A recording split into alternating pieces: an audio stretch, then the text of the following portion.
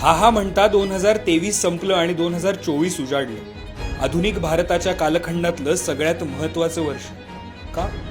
कारण या वर्षात ठरणारे भारताचं भविष्य काय असणार, भारत कुठल्या दिशेला मार्गक्रमण करणार, आपल्या मुलाबाळांचं त्यांच्या भविष्याचं काय होणार, असं काय होणार आहे 2024 मध्ये। या वर्षात लोकसभा आणि विधानसभेच्या निवडणुका होणार आहेत। देशाची सत्ता कोणाकडे जाणार हे निश्चित होणार आहे। देशात हुकुमशाही येणार की लोकशाही वाचणार हे ठरणार आहे।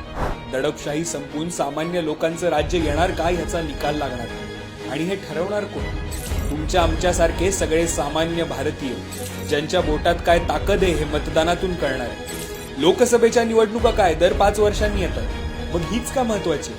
कारण देशातली लोकशाही वाचवण्याची ही शेवटची संधी आहे। सत्ताधारी भाजप एक एक करत सगळ्या केंद्रीय यंत्रणांचं नियंत्रण मिळवून बसलाय।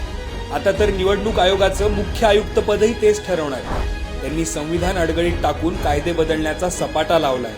जे त्यांच्या अंकुशाखाली नाहीत त्यांच्यावर चौकशा लावल्या। ईडी, सीबीआय सारख्या यंत्रणांचा वापर करून विरोधकांचे आवाज दाबले जात आहेत, सरकारं पाडली जात आहेत, पक्ष फोडले जात आहेत, न केलेल्या गुन्ह्यांबद्दल कारावासात टाकलं जातं। आणि हे सगळं कशासाठी? तर अनंत काळासाठी अमर्याद सत्ता उपभोगायला मिळावी यासाठी। हे सगळं थांबवण्याची एकमेव संधी आत्ताच। यावेळेस निवडणुकांमध्ये हुकुमशहांना अद्दल घडवली नाही तर मात्र भारतात पुन्हा निवडणुका तरी होतील का ही शंकाच आहे। कायदे बदलल्याने देशात अघोषित आणीबाणीसारखी परिस्थिती झाली।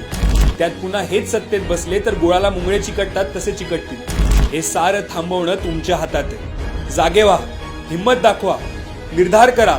सारे जहां से अच्छा असलेल्या आपल्या हिंदुस्थानाला वाचवा। इतरांचा द्वेष करायला शिकवणाऱ्या पक्षाला कायमचा हद्दपार करा। तुमच्या भविष्याचा निर्णय आता तुमच्या हाती। जय हिंद, जय महाराष्ट्र।